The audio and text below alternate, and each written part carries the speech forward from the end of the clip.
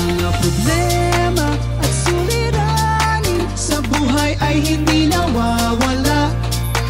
Tanging kailangan ibig ng puso upang ikaw ay di maging kawawa. Mag-usap tayo at gagaan mga problema nyo. Mga pagsubok sa ating buhay malulutas kapag nag-usap tayo. Huwag kang susuko sa bawat laban, dito kami hindi ka iiwan. Yugto ng buhay ay katanungan, bawat tanong ay may kasagutan. Mag-usap tayo at gagaan mga problema nyo. Mga pagsubok sa ating buhay malulutas kapag nag-usap tayo. Huwag kang mawawalan ng pag-asa, kami laging Pag-usapan natin ang channel Usap Tayo Ozawa. Hello sa mga followers ng channel ni Vicky Mag-usap Tayo. Ako po ay isa rin follower niya. Follower, artista. At marami kang matutunan dito sa channel niya. Kasi public service to. Katulad ng updated din kayo kung ano mga nangyayari, kung ano mga ganap sa Japan, kung ano ang latest na rules and regulations, kung paano papunta din sa Japan. At syempre dito rin sa Pilipinas para nababalitaan din ng mga kababayan natin sa Japan kung ano mga nangyayari dito sa Pilipinas. Marami kayong matutunan dito sa channel ni Vicky Ozawa.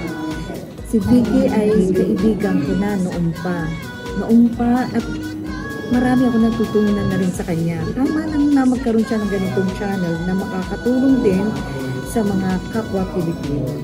Huwag niyong kalimutan, tayo ay mag-subscribe at mag-share sa kanyang channel. Salamat!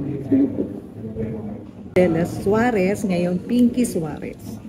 Thank you! Ako po si Brillante Mendoza. Panoorin natin si Vicky Ozawa sa kanyang Facebook live stream. Ito po si Jacqueline Jose, inaanyayahan ko po na tumutok sa programa ng kaibigan ko si Vicky Ozawa. Ang title ay Mag-usap Tayo. Kakausapin nila kayo tungkol sa lahat ng inyong mga problema, hinaing at pinagdaraanan sa buhay. Huwag kayo mag-alala dahil tayo mga Pilipino talaga namang nagdadamayan naman talaga tayo hanggang sa huli. Hindi po kayo nag-iisa. Huwag malungkot, huwag malumbay kasi nandiyan po si Tita Vicky para tulungan po kayo. Abang-abang na programa, Mag-usap Tayo by Vicky Ozawa. Dito sa Japan. Kaya sa lahat po ng nanonood, lahat nakikinig, wag po natin kalilimutan. Po sa inyong lahat, ako po si Beverly. Ayan, kung meron po kayong mga problema dito sa Japan, huwag po kayo mag-alala. Hindi po kayo nag-iisa. Hitori janai. Kasi nandito po si Tita Vicky para tulungan po kayo. Manood lang po kayo ng online program Tita Vicky na Mag-usap Tayo. Mga problema at suliranin sa buhay ay hindi nawawala. Tanging kailangan tibay ng puso upang ika'y hindi maging kawawa. Mag-usap tayo at gagaan mga problema mo. Mga pagsubok sa aking buhay malulutas kapag nag-usap tayo. Minasan konnichiwa, magandang tanghali po sa inyo lahat. Pwede lang mag-usap tayo, Vicky Ozawa, 12 noon every Monday. Maraming salamat po. Onegaishimasu. Malulutas kapag nag-usap tayo. Si Vicky Ozawa. Ang title ay Mag-usap Tayo. Kakausapin nila kayo tungkol sa lahat ng inyong mga problema, hinaing at pinagdaraanan sa buhay. Ingat. I'll see you soon. Bye. Pero working hard ang lola. Ingat. I'll see you soon. Panalangin sa paninimula ng ating pang-araw-araw na buhay. Panginoon, turuan mo kaming maging bukas pada. Turuan mo kaming maglingkod sa iyo na magbigay ng ayon sa nararapat na walang hinihintay mula sa iyo. Na makibakang di pinakadintana mga hirap na dinaranas. Sa tuwin ay magsumikap nang di humahanap ng kapalit na kaginhawahan. Na di naghihintay, kundi ang aming mabatid na ang loob mo'y siyang sinusundan. Salamat, salamat Panginoon sa pagmamahal at pagtitiwala na ibinigay mo sa amin. Dahil kung wala ka sa tabi namin, ay hindi namin magagampanan ang responsibilidad na iyong ipinagkaloob sa amin. Ang mga taong pinalalapit ng buong pusong nagtitiwala sa aming kakayahan na maibigay rin namin ang nararapat na pagtulong at pagsagot sa kanilang mga hinaing sa abot ng aming makakaya ay isang ligaya din naman at yaman na maituturing namin sa pang-araw-araw na buhay at pagtustos sa pangangailangan namin sa malinis na paraan. Nang dahil sa iyo, Panginoon, maraming salamat. Naway, huwag kaming matukso sa mga maling pananaw o gawa na hindi mo ikalulugod. Dalangin din po namin na makita namin ang bunga ng aming itinatanim ay magbunga rin ng kabutihan sa aming kapwa. Ilayo niyo po kami sa galit, inis, maling pananaw at maling gawain. Bagkus, maghalo po ang pagkakaunawaan sa bawat isa sa amin at makita rin po ng bawat isa kung anuman ang kanyang kamalian at maluwag na matanggap sa puso kung may nagawang pagkakamali. Tulungan niyo po kami, Panginoon, na mas maging maunawain, mapagmahal, at makatotohanan sa lahat po ng aming ginagawa sa araw-araw. Muli, maraming salamat po, Panginoon, sa mga biyayang iyong ipinagkaloob. Salamat sa mga taong nagtitiwala sa amin, magbigay ng suporta, at matumbasan naman namin ito ng isang pakikipagkapwa-tao nang walang pag-iimbot. Relasyon na higit sa lahat ay ang pagiging makadiyos naghawain. Muli, maraming salamat, Panginoon. Idinadalangin po namin ito sa ngalan ng iyong anak na aming Panginoong Jesucristo. Amen. Ayan, magandang tanghali po. It's 1 o'clock again, late kami. Anyway, andito po ako para sabihin sa inyo mga trending na usapan. Hindi lang sa showbiz, kundi sa mangyayari ngayon dito sa ating bansang Pilipinas tungkol sa divorce. Mamaya po pag-uusapan natin yan. At sa mga kababayan ko na merong gustong sabihin tungkol sa mag-comment sa divorce sa Pilipinas, mag-comment po kayo at babasahin namin yan ngayon kung ano ang inyong masasabi tungkol sa divorce sa Pilipinas. Masyadong mainit na. Kada bukas ko ng Facebook, madalas nakikita ko ano masasabi mo sa divorce. Okay ba sa'yo na may divorce o wala? Yes or no? Mga Q&A tungkol sa divorce karamihan. Kaya andito po kami ngayon to open up. Pag-usapan po natin mamaya yan. Mag-comment lang po kayo kung anong masasabi nyo at kung bakit gusto nyo may divorce at kung bakit ayaw mo may divorce. Yan po ang pag-uusapan natin mamaya. Naku, Diyos ko, mainit talaga. Pero ang akin, mamaya ko na rin sasagutin. Bitin-bitin muna. Anyway, magandang tanghali again and again. From now on po, pinipilit po namin maging 12 o'clock sa dami po ng mga etching-etching ng inyong lola. Medyo naging 1 o'clock po kami kasi minsan yung sikmura, hindi rin maganda palang nalilate kumain. Kasi nakikisuy lang po tayo na mag-prepare ng food. And one thing good is nandito si Super Sister. Pag uwi niya, wala na, talagang luto to dead na ako, mag-prepare ng mga pagkain. Kaya ahead of time, kakain na talaga ako muna bago mag-live. Yun po ang ginawa namin ngayon. And same thing, meron po akong inedit na bagong one-on-one, hindi ko makita kung saan ko nilagay sa aking cellphone. Bakit kaya nawala siya? Seryoso pa naman akong talagang yung editing kong yun, and very, very good story ng tungkol kay Kamitani ng bagong buhay niya ngayon.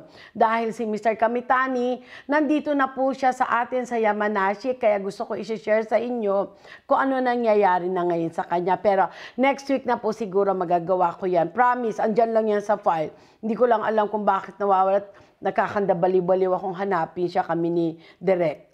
Si Direk po kasi kanina hinahanap niya rin, wala, hindi niya makita. Yan po ang mga pangyayari. Kaya siyempre pa, magpapasalamat tayo sa kumanta ng Mag-usap Tayo. Miss Lading Rojas, nag-compose Mr. Benny Saturno, at siyempre ang ating mga besi-besi, Direk Tante Brillante Mendoza.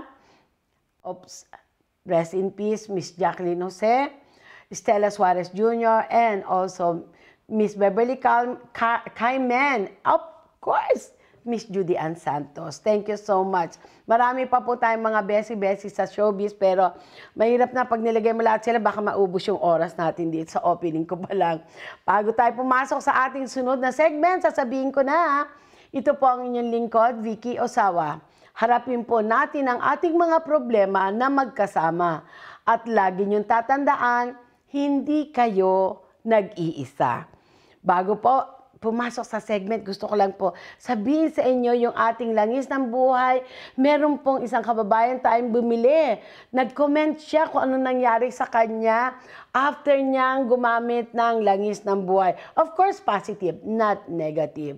Yan, kung ano po, ilan na lang po ang aming langis ng buhay, kaya kung sino po interesado. For the meantime, mamaya po, pag-uusapan din natin yan sa Q&A. Pasok na po tayo sa ating Bagong Buhay Mo, Hawak Mo, Chapter 4. Mga kasabihan sa buhay na magbibigay paalala sa pang-araw-araw habang tayo'y nabubuhay. Mula kay Miss Vicky Osawa. Mainitin ang ulo ng taong hindi nakikita ang katotohanan ng pasensyosong tao. Ikaw ang maghahanap ng trabaho para dumating ang pera. This is the truth of life. Hindi pwedeng Juan Tamad. Gambarimasyo people. Kapag nauna ang galit at inis, ang kasunod nito'y pananalita sa kapwa na masakit. Be positive para mas happy ang life. Hindi lang ang social media ang nagpapasikat at nagpapayaman sa atin. Ito ay walang iba kundi ang Panginoon na laging nakapatnubay sa atin. Kapag may tanong ukol sa kung anumang mga bagay na nasagot mo ng mali pala, tao lang po, okay lang yun, basta wag mo nang ulitin. Nagtatrabaho tayo para matustusan ang ating pang-araw-araw na pangangailangan, kaya pagbutihan mo para ito'y hindi mawala sa iyo. Ikaw ang gumagawa ng kita mo at hindi ang kumpanyang pinapasukan mo, kaya kung paisi-isi ka, alam mo na ang epekto nito. Walang gawa, walang kita. Work from home, online income.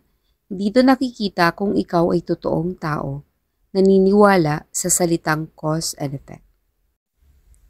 Ito ang better life. Sikat na sa social media at mas sikat pa sa pananaw ng Panginoon. Pagsikat ng araw, dapat pahalagahan mo. Dahil may hangganan ito, Baka di mo masilayan pag di mo pinansin. Ang biglaang yaman na galing sa kasamaan ay may dalang saya na panandalian. Ang yaman na pinagpaguran, pinagtiyagaan at lumaban sa katotohanan ay may dalang saya na pagmatagalan. Ang pagtulong sa material na bagay ay may hangganan, pero ang pagmamahal ay wala. Kaya kung tutulong ka, ay lagyan mo ng pagmamahal para mas matagal ka pang makatulong. Huwag kang maghangad ng kapalit sa tinulungan mo.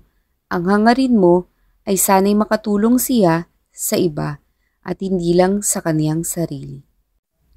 Huwag mong masyadong seryosohin ang buhay, lalo na pag may problema. Dadaan yan ng maayos basta maayos din ang pananaw mo. Everything is just passing by. Be positive.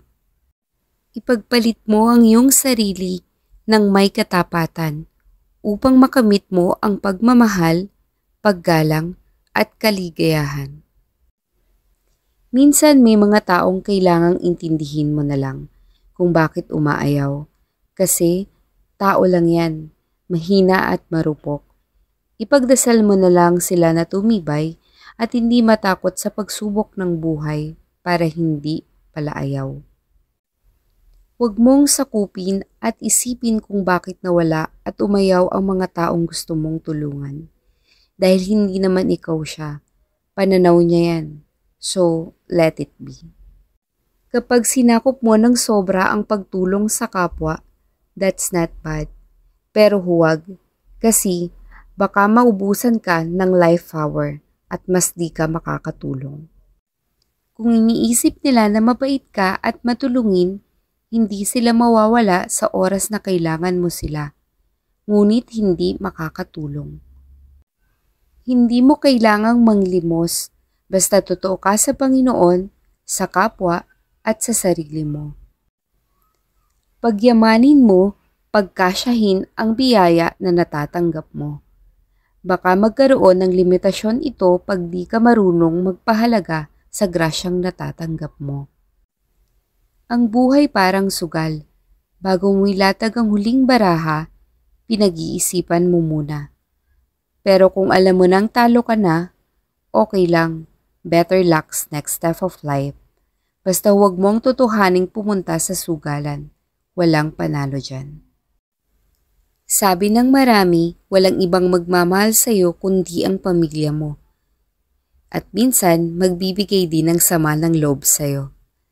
Pero, tawa lang. May kasabihan nga, blood is thicker than water. Kahit ano pa, prayer pa rin ang the best dyan. Sa buhay ni manager, chika-chika lang po. It's me? You okay? Buti lang, di narinig ang chismis ko. May chismis kasi kami. Anyway, I would like to congratulate muna po pala, hindi ko na i-opening kanina. Our manager, the wife is a Filipina and she's coming now in Japan. Na-approve na po ang visa niya, kaya papalakpak kami lahat. Yay! The visa was released for Mika. Mika Atanasio, yay! Married. Ano yung kanta natin? A kiss, kiss me in the morning. A kiss me in the night. O, diba? Siyempre naman, love is love. Okay, teka muna, baka magkachismisan pa tayo dito ng iba-ibang istorya. Tama na, Marites! Ayan po ang ating talagang we're very happy for manager talaga with her, Mika Atanasio Inohara. She's coming here for the Mrs. ka na. Yehoo! Ngayon po, bago tayo magkatsikahan, pasok naman tayo sa ating news. Ang direkta nakatitig sa akin. Sabi niya, ano sasabihin mo?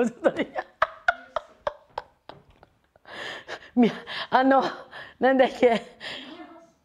Ayak ako, no ka.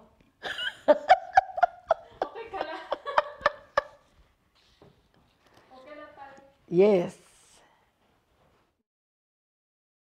皆さん、おはよう。 Gandang umaga po. Ito pong unang balita na mag-usap tayo by Vicky Osawa. Itinaas ng DFA ang Alert Level 2 sa Caledonia sa gitna ng kaguluhan. Isinailalim ng Pilipinas sa New Caledonia sa Crisis Alert Level 2 o Restriction Phase sa gitna ng deklarasyon ng State of Emergency sa teritoryo. Sa isang advisory, hinimok ng Department of Foreign ang humigit kumulang 200 Filipino at Pilipino na nagmula sa Caledonia na manatiling magpapantay. Umiwas sa mga pampublikong lugar at higpitan ng mga hindi kinakailangang paggalaw. Pinapayuhan din ng mga Pilipino na subaybayan sundin ang kalintuntunin na itinakda ng mga lokal na otoridad. Maaaring makipag-unay ang mga Pilipino sa Philippine Consul General sa Sydney para sa mga alalahanin sa pamamagitan ng sydney.pcg@dfa.gov.ph. 7 katao ang namatay, daan-daang inaresto at malaking bilang ng mga gusali at sasakyan ang nawasak sa loob ng 2 linggong kaguluhan sa Caledonia. Nabunsod ng pinagtatalunang reforma sa elektoral at pinalakas ng matinding pagkakaiba sa ekonomiya sa pagitan ng katutubong populasyon ng kanak at mga taong may background sa Europia. Binaril ng mga pulis ang isang lalaki noong Biyernes ng gabi, isang araw matapos bumisita si French President Emmanuel Macron para subukang kalmahin ang tensyon. DMW para palakasin ang competitiveness ng OFW sa Japan. Nagsagawa ang consultation meeting ang Department of Migrant Workers na naglalayong tukuyin at tugunan ng mga hamon ng mga Pilipino sa Japan pagdating sa pagsasana at pagsusuri sa wika. Ang pagpupulong na ito ay nagsilbing isang mahalagang plataporma para sa bukas na dialogo, sabi ng DMW Undersecretary Patricia Yvonne Kaunan. Sa pamamagitan ng pakipagtulungan sa lahat ng stakeholder, magsisiguro natin matatanggap ng mga manggagawang Pilipino ang pinakamahusay na posibleng pagsasanay sa wikang Hapon. Sa huli ay magpapalakas ng kanilang pagiging mapagkumpetensya para sa mga trabaho sa Japan, dagdag niya. Ang konsultasyon ay pinangunahan ng Policy and International Cooperation Cluster ng DMW at dinaluhan ng mga pangunahing stakeholder na Pilipinas at Hapon. Nakatuon ng mga talakayan at sama-samang pagsisikap upang mabigyan ng mga manggagawang Pilipino ng kinakailangang mga kasanayan sa wika upang maging mahusay sa lugar ng trabahong Hapon. Nagbabala ang Bureau of Immigration laban sa mga pekeng sertipiko ng mga trabaho sa ibang bansa na ibinibenta online. Ang Bureau of Immigration nitong Miyerkules sa publiko sa mga pekeng Overseas Employment Certificate na ibinibenta online matapos maharang ang 2 Pinoy sa mga paliparang kamakailan. Ang OAC ay kinakailangan sa lahat ng Pilipinong aalis ng bansa para magtrabaho sa ibang bansa dahil ito ay nagsisilbing exit clearance na hindi nagbabayad ng buwis sa paglalakbay at airport terminal fee. Ang unang kaso ay isang 49 taong gulang na babae na nagtangkang sumakay ng flight papuntang United Arab Emirates sa Clark International Airport noong May 24.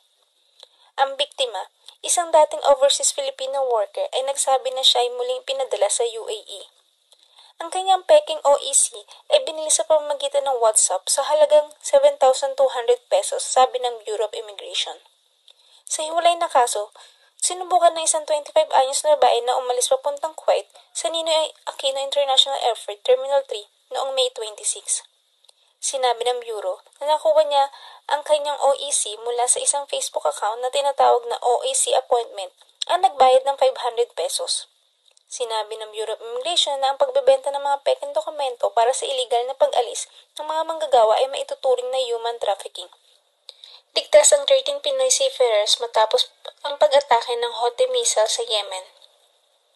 Ligtas ang 13 Filipino crew member ng bulk carrier na nasira ng mga missile sa inulunsad ng Houthi sa labas ng Yemen, sinabi ng Department of Migrant Workers noong Miyerkules, na binanggit ang lokal na ahensya ng pagmimina ng kumpanya ng pagpapadala.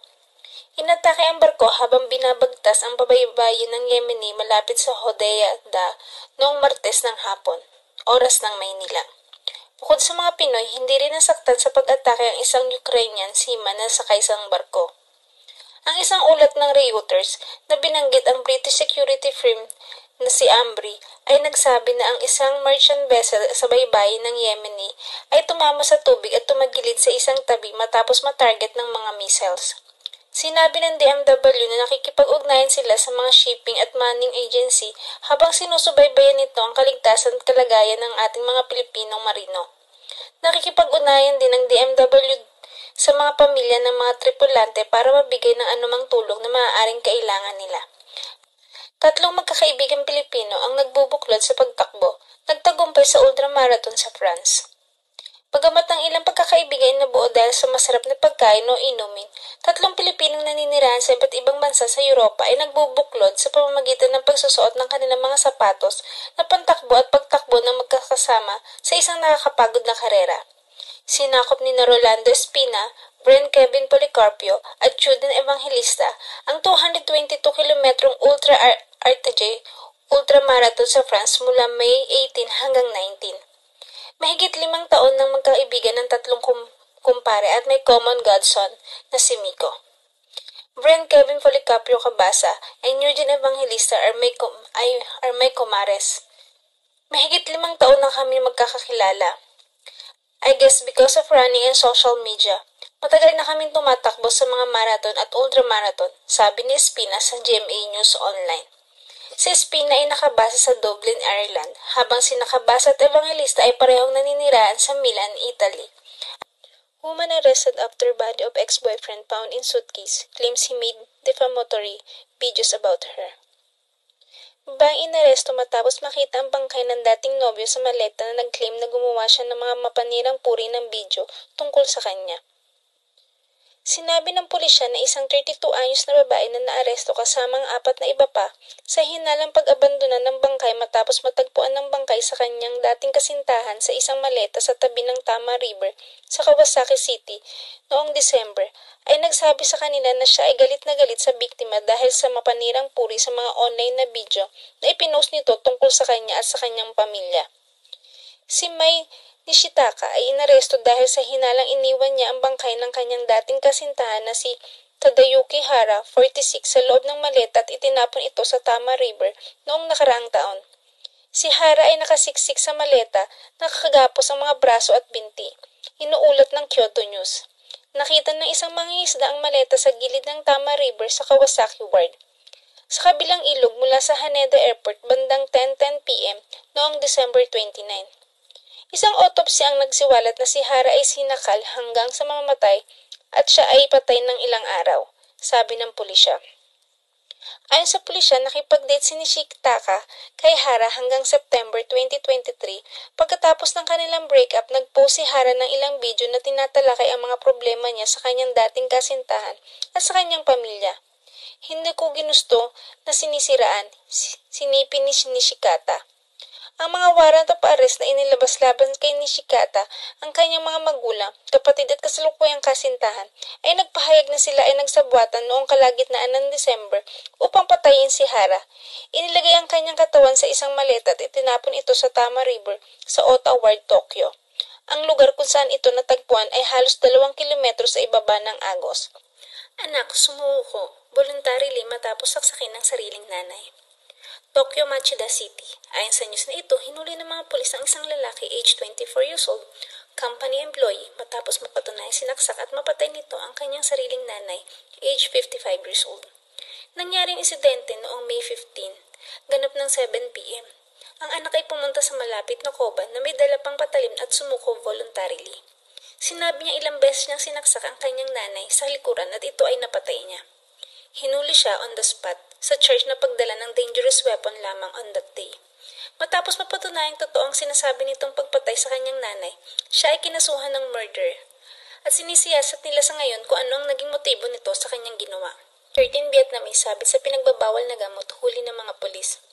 Tokyo, Asakusa. Ayon sa news na ito, pinasok ng mga pulis ang isang club na sikat sa mga Vietnamese sa nasabing lugar at hinuli nila ang 13 katao, babae at lalaki, na parehong mga Vietnamese matapos mapatunayang sabit ito sa pinagbabawal na gamot.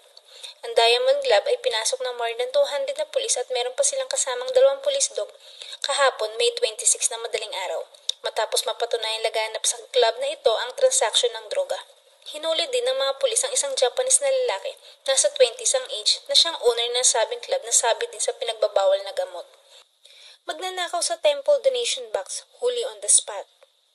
Hiroshima City. Ayon sa news na ito, hinuli ng mga pulis on the spot ang isang lalaki, age 49 years old matapos na paulit-ulit itong nakawin ng perang nakalagay sa donation box ng temple sa nasabing lugar. Matapos na malaman nilang may nagnanakaw ng pera sa kanilang inilagay na donation box, naglagay sila ng CCTV upang malaman kung sino ang gumagawa nito.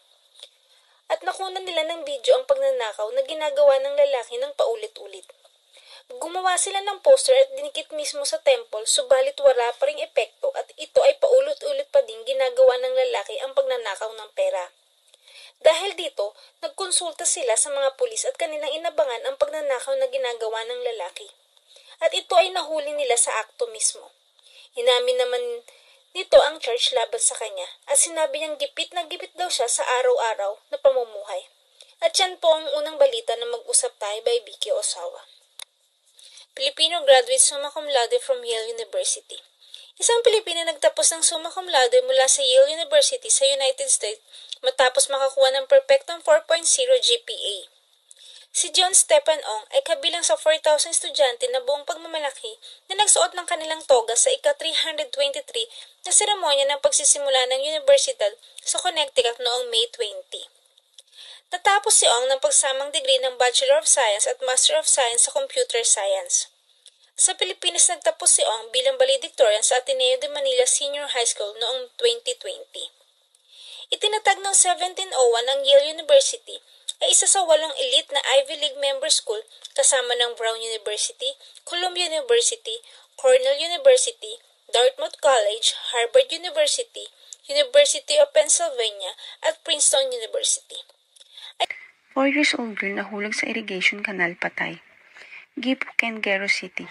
Ayon sa news na ito, isang 4 years old girl ang namatay matapos na ito ay mahulog at malunod sa isang irrigation canal noong May 25 ganap ng 6:15 p.m. Nakatanggap ng tawag ang mga pulis mula sa tatay nito na nawawala ang kanyang anak na kasama niya malapit sa irrigation canal matapos na mawala ang paningin niya dito. Agad nila itong hinanap at natagpuang lumulutang sa di kalayuan at ito ay kaagad nilang isinugod sa ospital. Subalit ito ay namatay din ngayong May 26 ng 4 a.m. Walang anumang bakod at takip ng kanal at malaki daw ang possibility na nahulog ang bata dito ayon sa mga pulis. Ang Pilipinas na i-repatriate ang mga OFW sakaling lumaki ang tensyon sa Taiwan, China, sabi ni Kakdak. Ang Pilipinas ay naghanda ng mga hakbang upang maibalik ang mga overseas Filipino workers sa Taiwan sakaling lumaki ang tensyon laban sa China, sinabi ng Department of Migrant Workers noong Sabado. Palagi kami nakikipag-ugnayan sa mga nararapat na ahensya ng gobyerno, sabi ni Kakdak. Sinabi ng DMW chief na hindi na siya magsasabi ng karagdagang detalye kung paano iuwi ang mahigit 150,000 overseas Filipino workers dahil sa sensitive na usapan. Ngunit makikitiyak kasama sa plano ay ang mga paraan kung saan sila dadalhin, sabi ni Kakdak. Sinabi ng hepe ng migrant workers na tinukoy ng gobyerno ng Pilipinas ang mga convergence points kung saan ang mga Pilipino sa Taiwan ay masisecure sa kaligtasan para sa kanilang pagpapauwi. Idinagdag niya na ang gobyerno ng Taiwan ay naglatag din ng mga hakbang sa kaligtasan at posibilidad sakaling lumaki ang sigalot. Ginawa ni Kakdak ang pahayag sa gitna ng pagsasagawa ng China ng military drills sa Taiwan Strait para subukin ang kanilang kakayahan na nang-agaw ng kapangyarihan. Kinondena ng Taiwan ang mga aksyon ng China. At yan pong huling balita na mag-usap tayo by Vicky Osawa.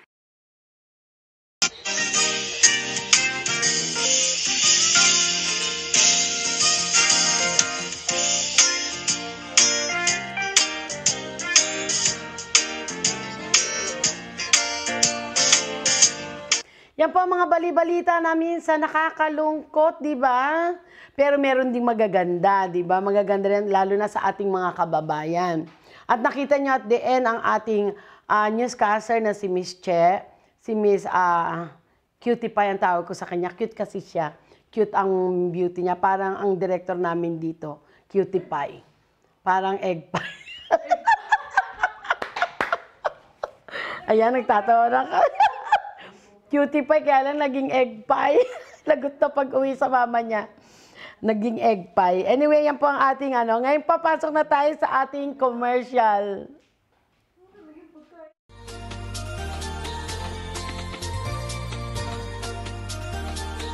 Mga problema at suliranin sa buhay ay hindi nawawala. Tanging kailangan ibig ng puso upang ikaw ay di maging kawawa. Mag-usap tayo at gagaan mga problema nyo.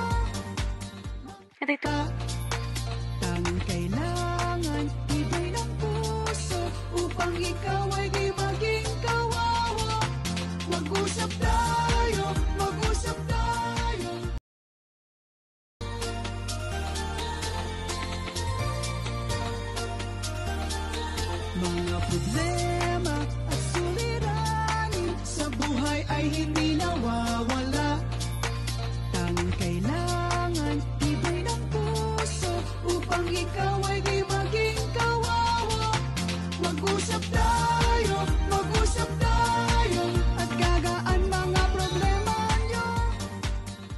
Tanging kailangan iba'y ng puso upang ikaw ay di maging kawawa. Mag-usap tayo, mag-usap tayo. Yan po ang ating commercial at siyempre andito pa rin ang ating Langis ng Buhay at ang ating Super Netflix. So andyan pa rin po ang promo at iba-ibang serbisyo like translation, apostille, pagkuha ng mga iba-ibang bagay dito sa Japan, like hindi po yung mga documents lang ha. Mga documents lang, meron po tayo niyan. Huwag po kayong, wala kung kakailanganin nyo pa mga servisyo. Andiyan po kami hanggang 9 p.m. ng gabi dito, Japan time. Okay po, pasok naman tayo sa ating one-on-one interview. Onegaishimasu. 早速で今フィリピンにいるんじゃないですか。Sa Philippines, ako, turo sa dentistry.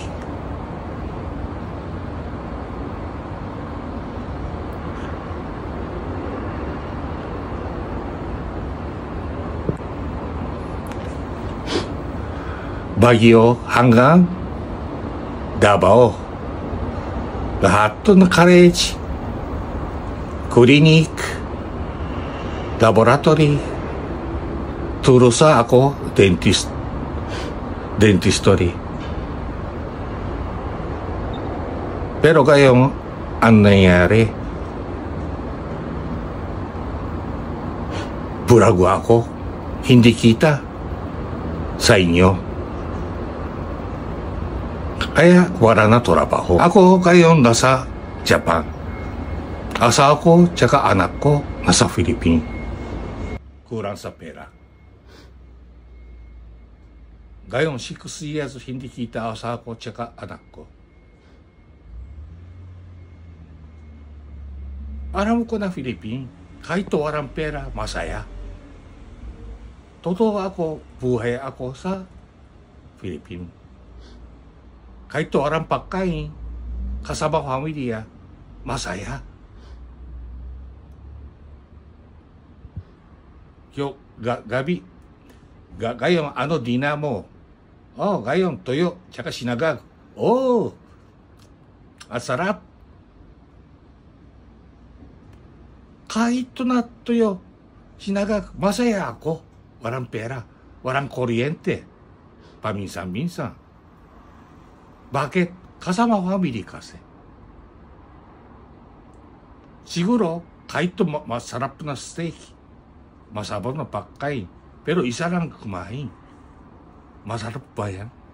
Siguro, ako hindi. Kahit totoyo sinagak ko lang, kasama pamilya. Hindi kailangan pera. Pamilya ko, kasama. Gusto ko ako makita pamilya, anak, tsaka asawa ko. Gusto ko sana talaga tulong sa amin.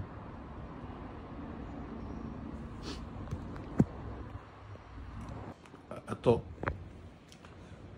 ganito ako, parang kita,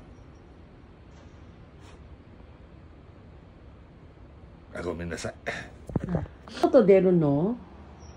車椅子でね。車椅子で。一人じゃここで。ヘルパーさんがいないと。じゃあ今ラジオ聞いてるね。ラジオ聞いて。ラジオ聞いて。で奥さんと話して。もう。それしか楽しみない。本当だよね。分かった。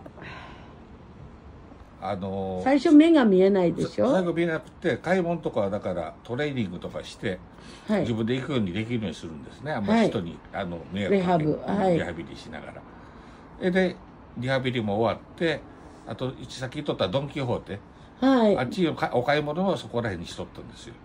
そこ行く時にガイドさんのを持っていとったんだけど、あっこの歩道の段差あるんですね。ちょっと高い。あっこからだからステーンってだから。それで足いっちゃって。いっちゃって。いやどんどん目と足も今動かない。足は動くんだけれども、そこまで歩くといたたたってなっちゃうよね。だからドクターは話。サベドクター。一人でだからそれ歩かないでと。必ずだからその車椅子ウェブチェアか誰かと一緒に決勝で。あと、立って、僕は、痛いってなっても支えられないね、もう、誰も。だから、ウィルチェアの方が安全だと。そうですか。いうのが、ここに。そこまでひどかったんだ。そうそう。ここにね、30センチの金属が入ってるんです、中に。金属中入ってて、骨の中にね。で、36個のボルトで止まってるの。あとワイヤーが2箇所で止まってる。もうバラバラになっちゃった。バーンと当たって。そこまでひどかったんで。骨が 5個に分かれちゃったって。うわじゃあそのヘルパーどうなってるんですか？分かんないもん、全然。話もない。これからそういうことに対して奥さんに聞いたんですけど、裁判とか。今だから裁判で一応もう治らないの分かったから、はい、だから賠償っていうことでやってるんだけれども、はい、今だから裁判まではなってるんで、じいたんって話してるんでね、はい、人ってこんだけ払いましょうこんだけ払いましょうって言ってんだけれども、はい、結局だから今僕生活保護で払ってもらってもなんていうの生活保護の方言うには、はい、お金入ったら返還してくださいと線が。でどうするんですかこれからね。いやもらってその代わりだから毎月生活の分は見ていきますよと生活保護で。生活保護もいや生活保護は渡すけれどもお金ちょっとまとまって入るでしょ多分、はい、その分は返還してくださいと。返還ってibig sabihin? Balik sa government. Lahat? Lahat. Kukunin. Lahat? Lahat. Pag ikaw, 例えば自分でも生活保護やめて、そのお金それがダメなんだって。本当はそれしてもいいんだけれども、そうね。僕の場合はやめたところだって困るね。ガストすらんサビニア。ガストす。だって目が見えない。見えない。仕事してね、ちょっとでも1枚でもプラスになっていくわけじゃない。ガストす。だからもう見えてるんだって。このお金あっても2年経ったらなくなっちゃうなと。だからそれだったらもう気に返して、毎月をだからもう払っていくみたいな反対に。いやだね。それで僕は仕事持っとったいろんなことやってんなら、これでまだプラスになるからどうぞ自分のお金だから持っていってください。生活保護もカットしますとできるんだけど、僕の場合がだからもう生涯の1級でこうやって、これぐらいのレベルになっちゃってるから、あなただからお金もらったところでなんちゅうのお金を増やすことができないと下手したらギャンブルしちゃったりそれでね急にお金なくなっちゃったり使ってお金なんて使うのは早いもんね、ギャンブルとかもしかしたらね。じゃあ例えば、それ生活保護やめてそのお金もらってどうしてか奥さんが呼ぶためにそこから奥さんと私始まりたいからってことを相談できないんですか？できないみたい。そんなことじゃあ奥さんなんか呼べるわけないじゃない。そうだからどうすりゃいいの？いやは家族は一緒に住んでくださいと。そう。でも僕夫婦なのに一緒に住めないんだよと住みたいのになんで住ませないのと。ねえ。いやそれはって答えられないのもだから向こうも。あなたいないと3年何ヶ月か一緒に住んでないとね1年のうち。夫婦と認めないとかすごいことやってるじゃんと。合わせてちょうだいって言ってるのに、合わせないのなんでなのって。いやそれはお金が足らないから。いやお金が足らないで僕は努力してるよと。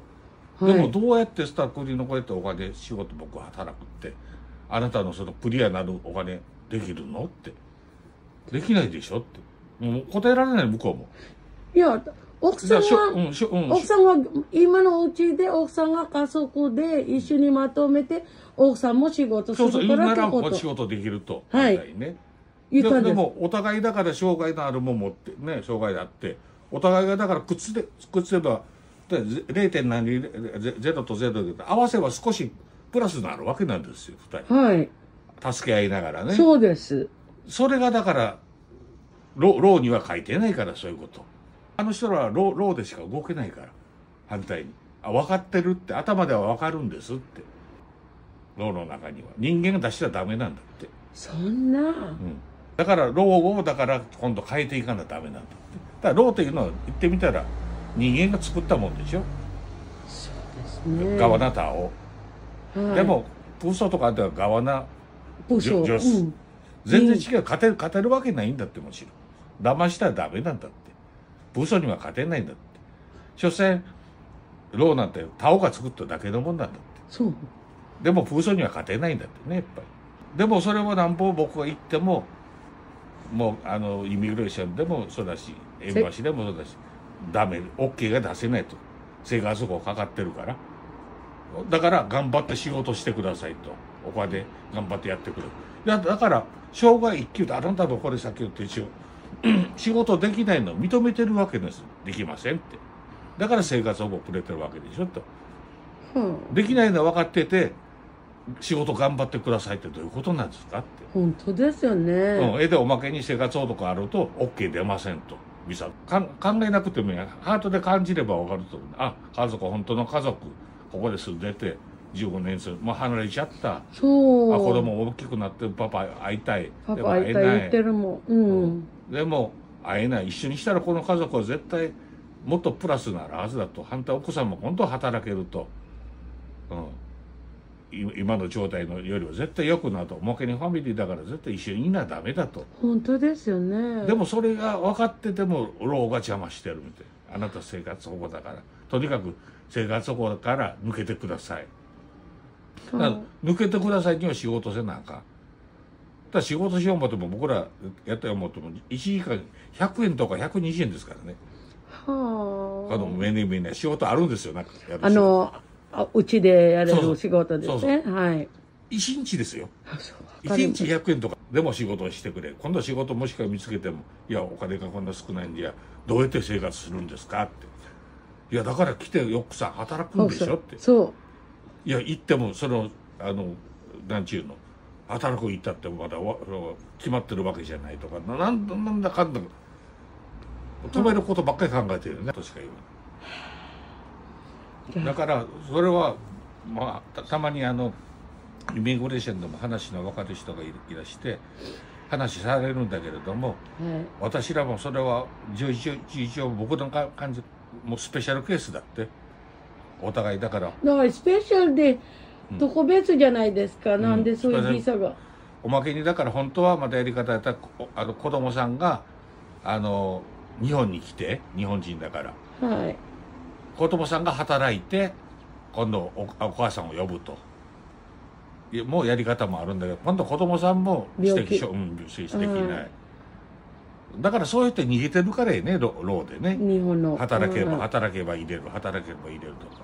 だからそういうふうになっちゃうわけで、僕の場合は本当にだから病気で腰痛いとかできたいとかじゃなしに、本当障害で証明までもらってできないって分かってるのに出せるローがないんだってね。変に作っちゃったからロー。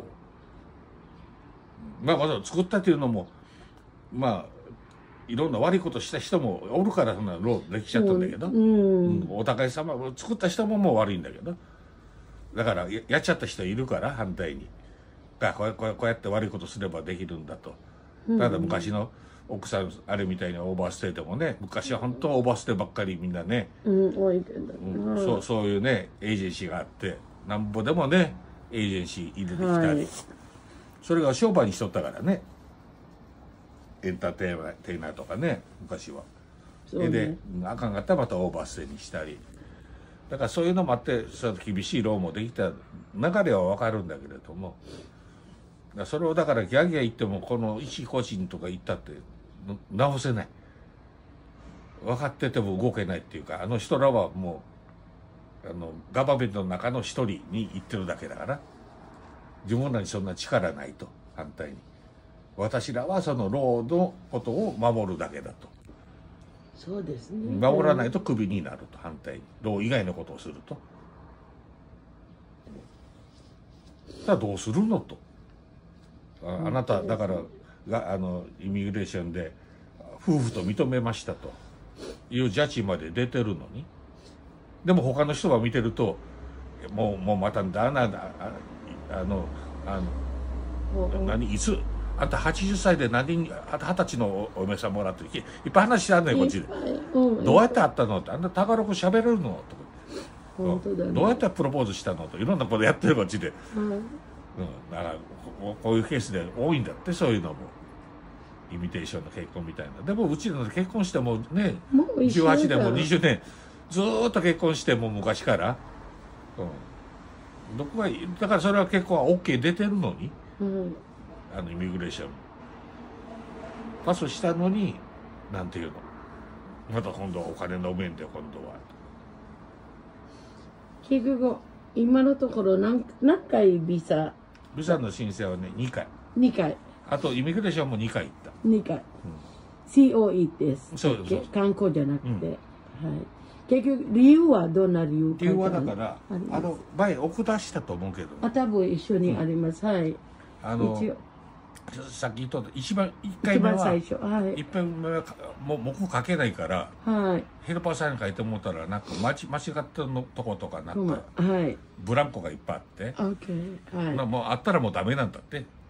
ジャッジみたいなもんだから。はい。で初めはだから配偶者、奥さんとしては認められない子供、2人ともね。あとお金方だらわできとったね。大避難が。でもおかしいからもっぺん出し直してちゃんとしてもらって、イミグレーションの前で書いてもらってヘルパーさんに。でいろんなやってこの2回目は今度 OK かなと思ってやっとったんだけど、朝はとかあれは OK 出たの。認めましたけど、そのお金がやっぱり生活保護でダメだと、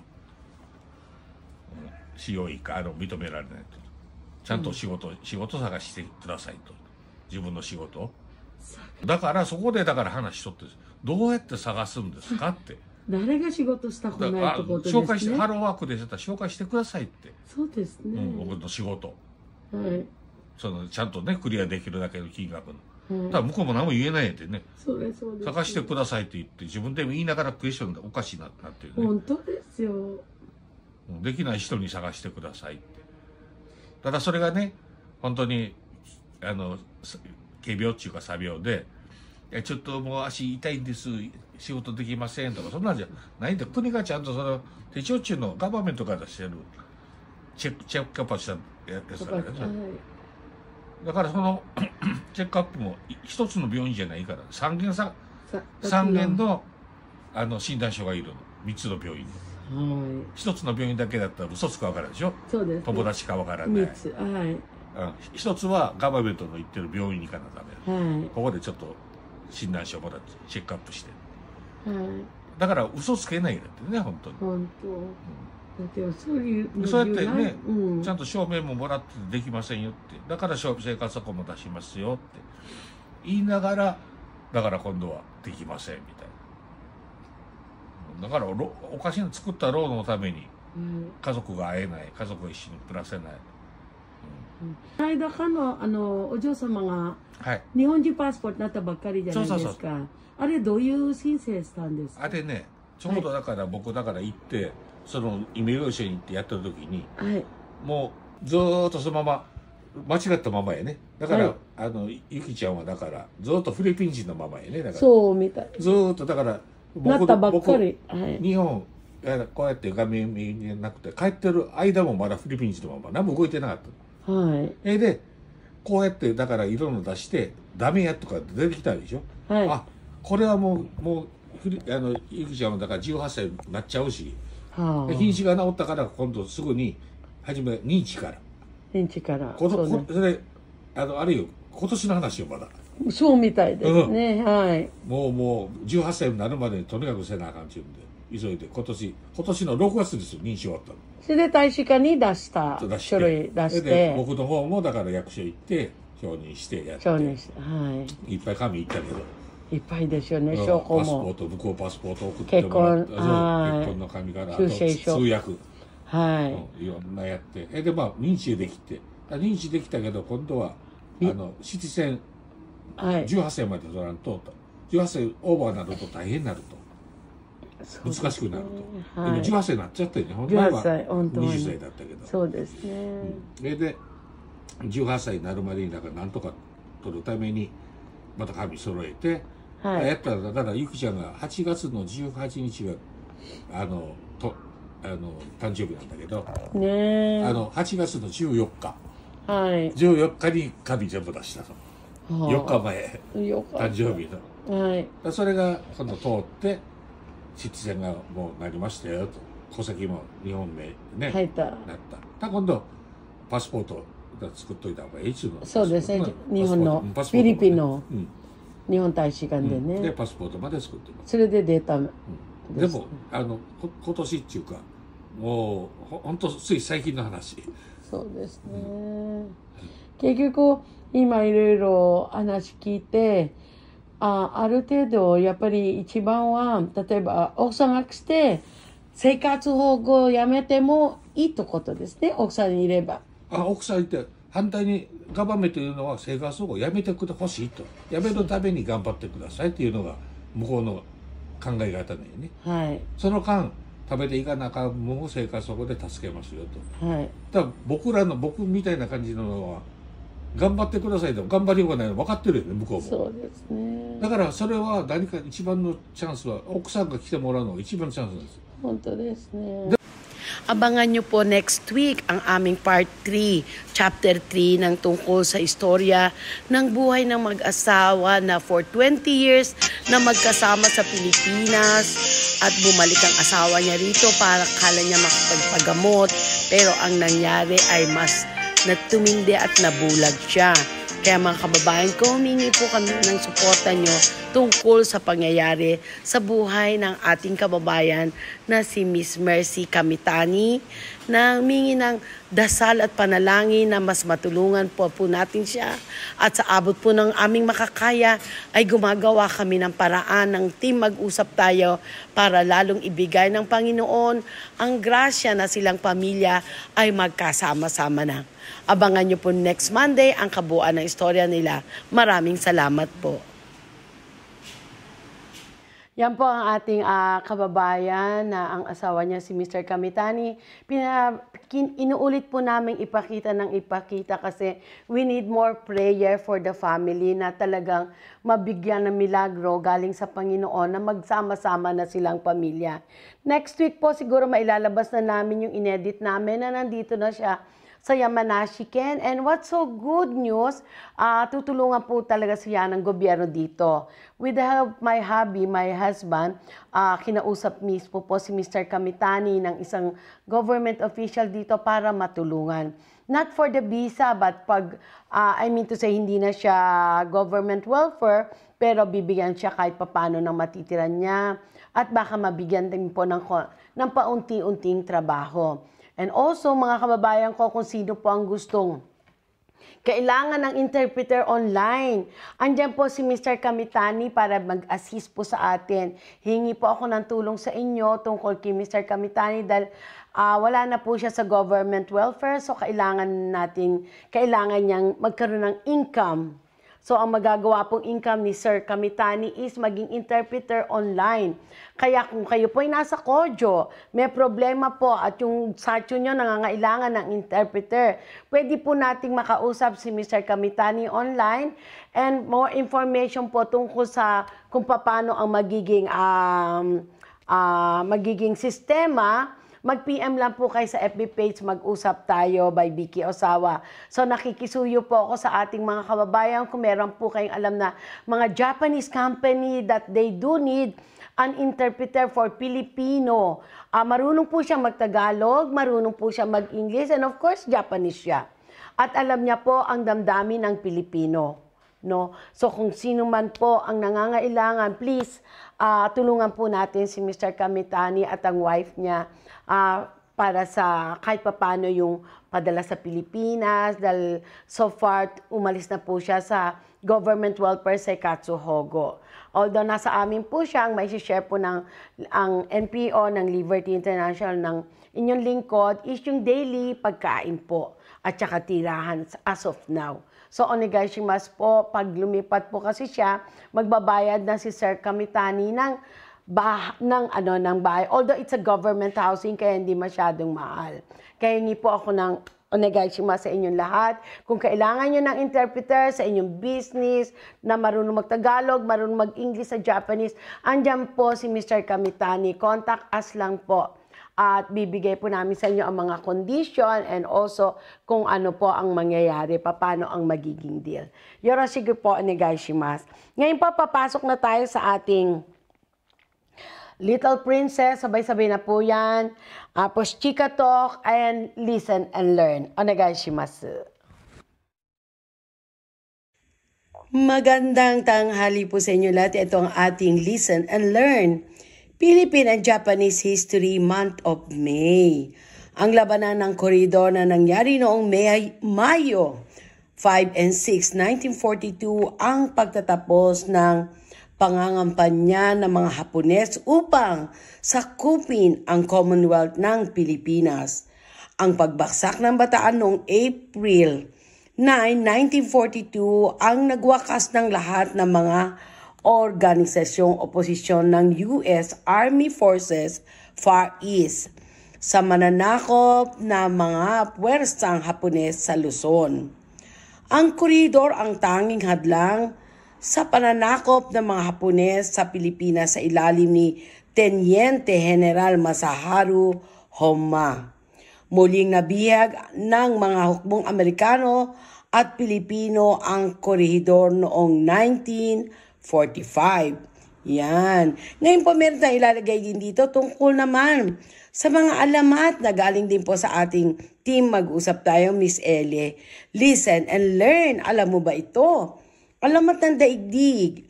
Ang mga alamat tungkol sa pinagmulan ng daigdig ay marami. Maaring ito ay nagmula sa iba't ibang rehiyon ng bansa. Gayunpaman, ang lahat ng ito ay kabilang sa unang panahon ng kasaysayan ng ating lahi. Noong unang panahon, mayroon lamang langit at dagat. Ang bathala ng langit ay si Kaptan.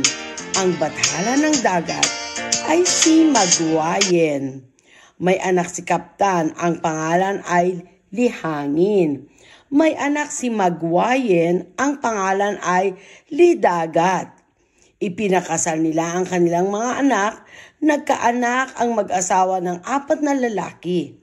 Ang mga pangalan ay Likalibutan, Ladlaw, Libulan at Lisuga.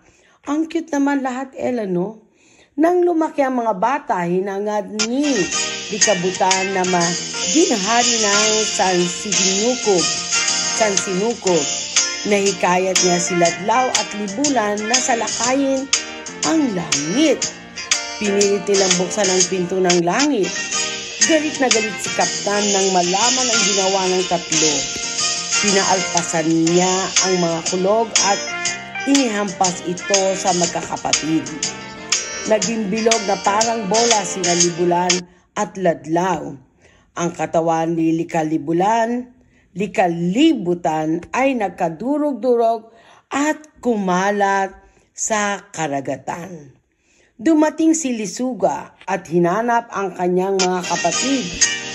Nagpunta siya sa langit, galit pa rin si Kaptan. Kaya pati si Lisuga ay hinambalos din niya ng kulog. Ang katawan ni Lisuga ay nahati at lumagapak sa ibabaw ng mga pira-pirasong katawan ni Likalibutan. Lumipas ang panahon, pati na rin ang galit ni Kaptan, kaya binuhay niya ulit ang mga pinarusahan. Si Ladlaw ay ginawang araw, which is araw. Si Libulan ay naging bulan, which is buwan. Si Likalibulan ay tinubuan ng mga halaman at naging sanlibutan. Si Sibulan ang pinagmulan ng unang babae at lalaki na tinatawag na si lalaki at si babay. Ang iba namang alamat ng daigdig ay sinasabing nagmula sa mga ng dayong Indonesyo. Ibig sabihin Indonesia. Noong unang panahon ay wala kundi langit, dagat at isang ibong lipad. Nang lipad sa pagitan ng langit at dagat. Sa katagalan ay napagod ang ibon ngunit wala siyang madapuan upang makapagpahinga. Naisipan ng ibon na pag-awayin ang langit at ibon at natupad niya ang kanyang plano. Nagalit ang langit at naglaglag ito ng maraming bato sa dagat. Sa mga batong ito dumapo ang ibon. Sa katagalan, ang mga bato ay tinubuan ng mga puno at halaman. Isang araw habang lumilipad ang ibon, napansin niya ang kapirasong kawayan na lulutang-lutang sa tubig. Tinuka ng tinuka hanggang sa mabiyak at sa isang bahagi ay lumitaw ang unang babae na ang ngalan ay si Babay. At sa kabila ay ang unang lalaki na ang pangalan ay si Lalak. Yan po ang mga kasabihan na nangyayari tungkol dito. Yan po ang tungkol sa alamat ng daigdig. At tungkol naman sa Japan, ang Japanese History Month of May. Kaya abangan nyo lang po ang ating Listen and Learn. Mapapakinggan nyo po ito for 1 month. Gambarimasyo. Thank you po. Bye.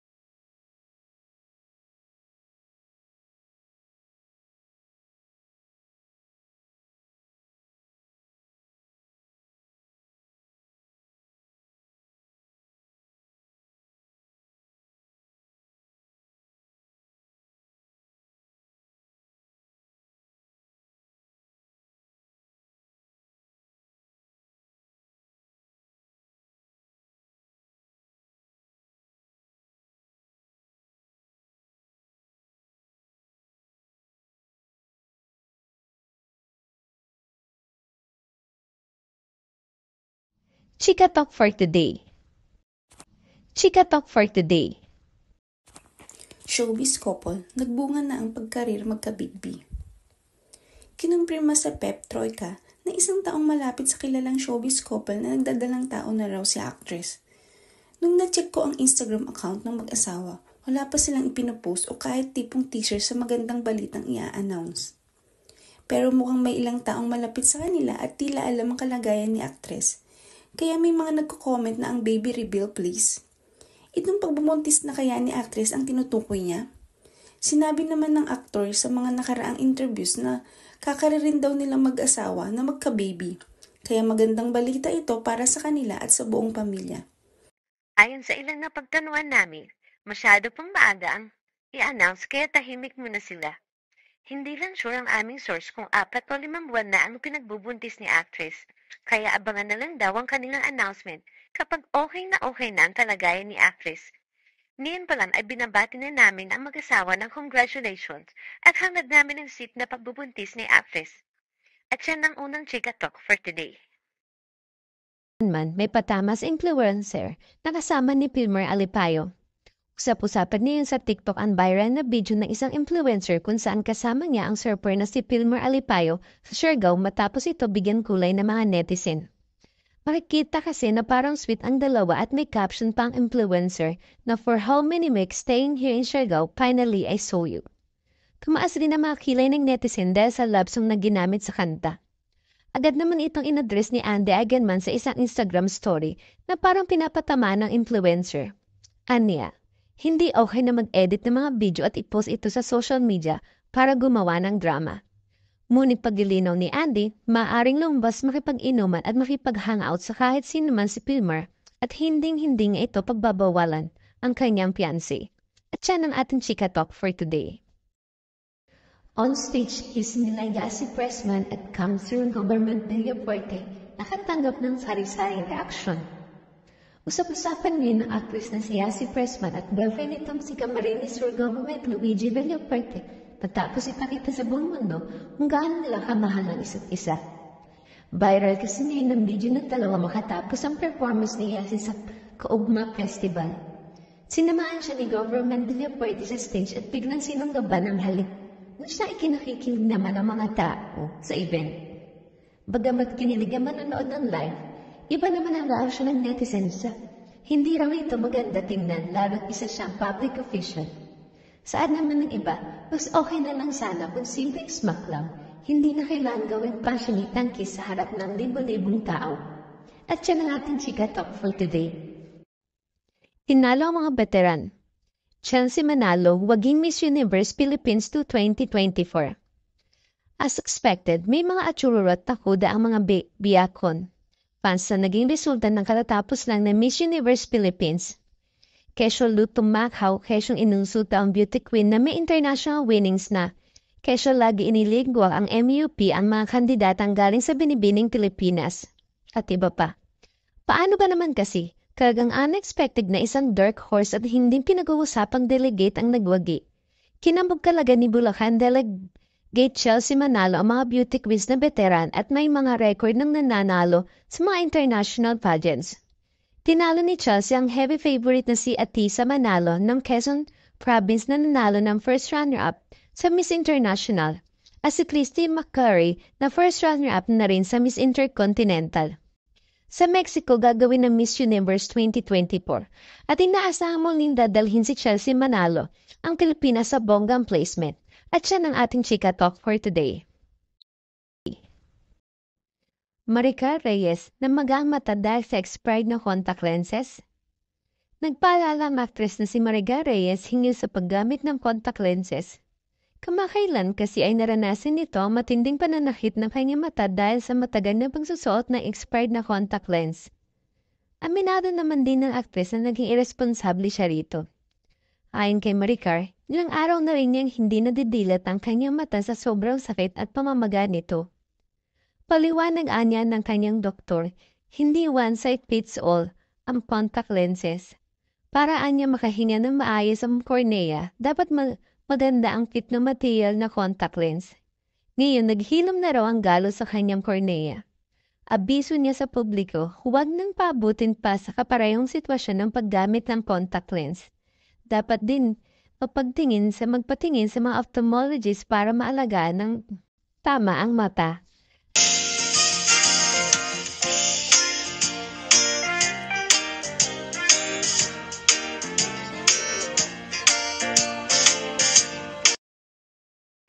Yan po ang ating mga segment. Siyempre, andyan yung Listen and Learn, andyan yung ating Little Princess, at ang ating Chismis, Marites, at Chika Talk. Abangan nyo po ang aming mga bali-balita every day.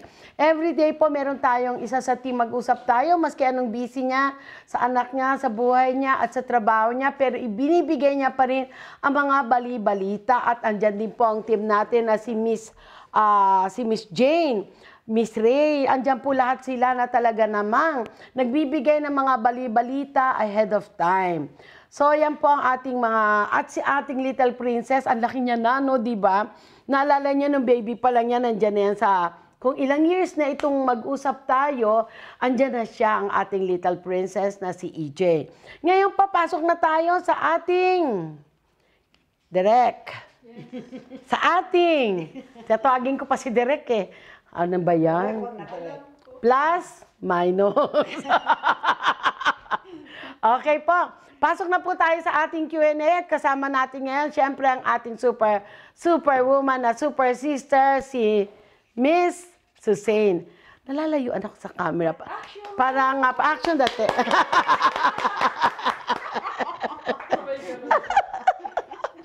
Okay, Miss Susain. Alam mo, meron akong gustong pag-usapan yan. Yung nangyayari ngayon trending na usapan sa Pilipinas, di ba? About sa divorce. Yes po. Ako, ewan ko, kasi maraming mga nagsasabi tungkol sa divorce. Maraming comment. Meron ka nakita direct na comment sa divorce? May nabasa ka dyan? Meron akong nabasa rito. Plus? Direct. To the point. Search. Nag-search pang amin. At wala po tayong comment. Eto, meron ako nakitang comment. Ang aming director natutulog ata ang isip o ang tenga. Teka muna po. Okay po. Basahin natin ang mga comment. Mamaya na ako mag-upload. Dahil naunahan ko na siya mag-check ng mga comment. Ito po ang mga comment na nabasa ko, Miss Hussein, ha? Hindi nakita ka, Hussein, kasi magkasama naman tayo. Yes, ito po. Ayan. Ang unang comment. Hindi ko na po babanggitin ang pangalan. Ito po'y galing sa isang kababayan natin na nag-comment tungkol sa anong masasabi niya sa divorce. Ang sabi niya, ang pangit naman po dahil binawal nila dahilan Christian po. Pero kapag may malaking kapalit na pera, bakit po nila pinadadaan doon? Para naman pong ginawa nilang pagkakitaan na negosyo. Kaya po hindi talaga maunawa kung ano talaga ang purpose ng mga nagpairal na wala pong divorce sa Pilipinas. Ano po layunin nila ng ganun? Lalo lang po nagiging kawawa. Lalo lang pong, nabasa ba ko ba to? Purpose, pairal na wala pong divorce sa Pilipinas. Ano pong layunin nila doon at asa na ba yung ibang salita?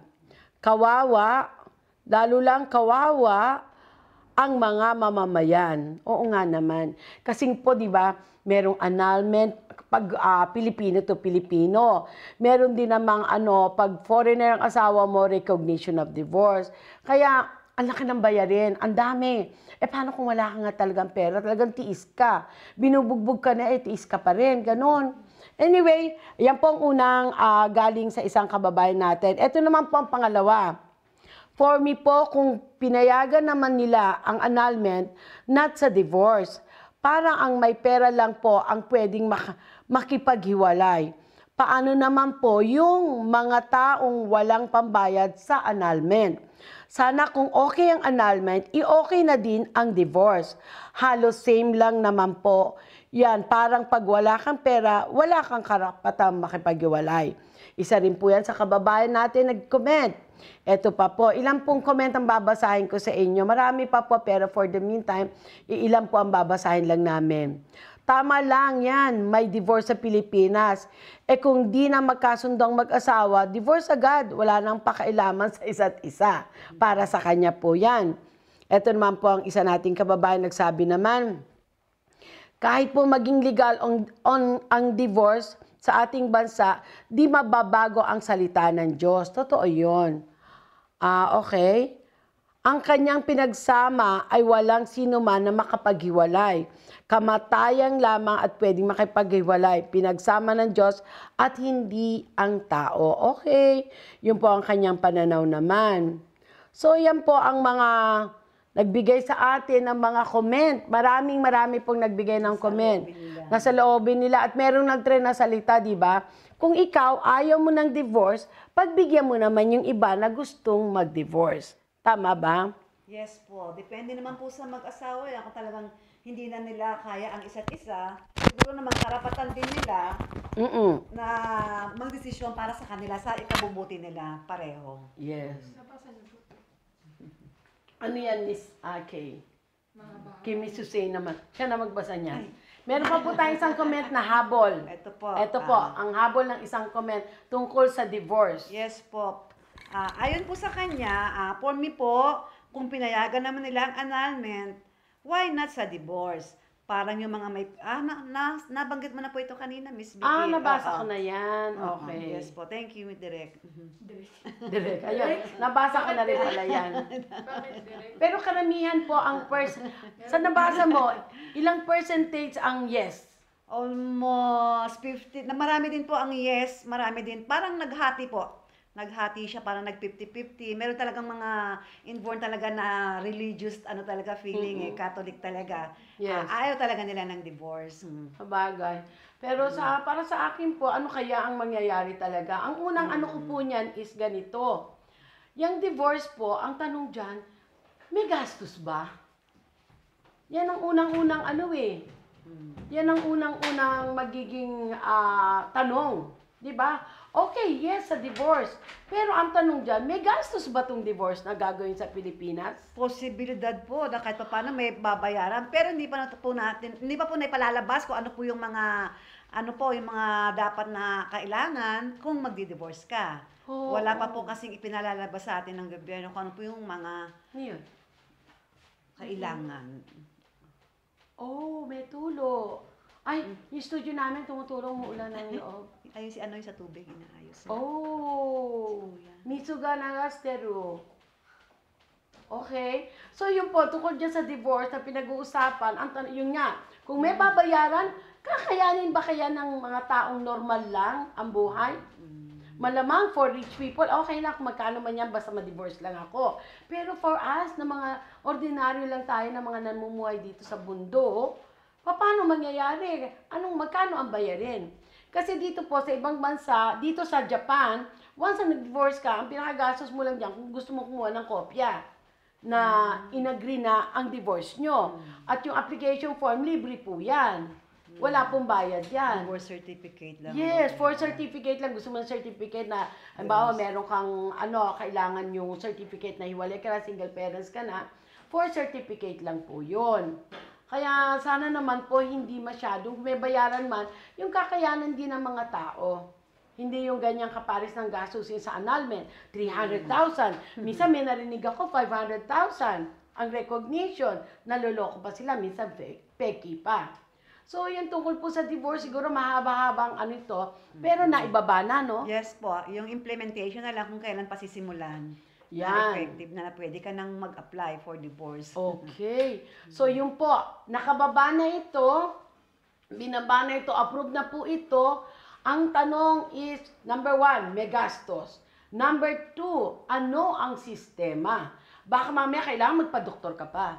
Kailangan interviewin ka muna ng lawyer. Pag sinabi ng lawyer, okay ka na talaga ma-divorce ka, baka mga ganyang istorya rin yan. Wala rin meaning ang divorce, di ba? Kaya anyway, kung ano talagang bibigay na regulasyon ng gobyerno, sana naman hindi na masyadong mahihirapan ang mga ordinaryong tao. Lalo na sa gastusin. Diba? Kasi ang talo mo dyan, pag halimbawa kailangan may lawyer, kailangan may psychiatrist, magkano gastos dyan? Diba? Yan naman. Sana naman po hindi. No? Yan po ang pinag-usapan natin sa divorce. Ngayon naman po ang gusto kong pag-usapan tungkol dito sa Yamanashi na may problema. Alam ko po narinig niyo yung problema sa Yamanashi. Hindi naman Kuni ang magagasot kundi Kenminse. Kumbaga sa akin na yung mga nagbabayad po ng Kenminse, Vietnamese. Mga Vietnamese, kasi Miss Hussein, na-share ko sa ito last week, then na-share ko ito yung istorya ng mga Vietnamese, which is very good, very helpful. We are not getting na unfair.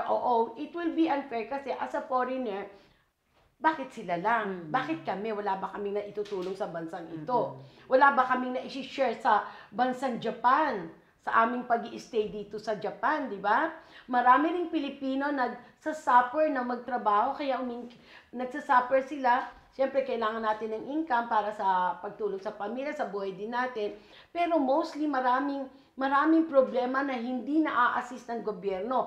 Lalo na ng mga,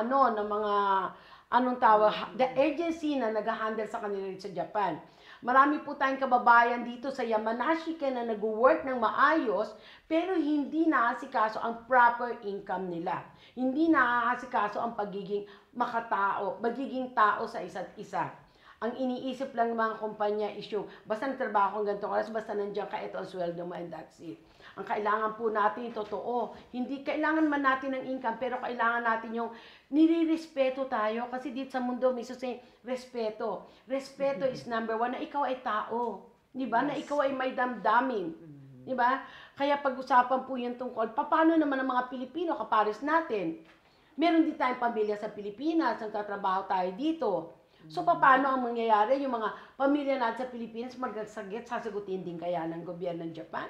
Kasi baka sagot nila, ini-start lang po for the Vietnamese.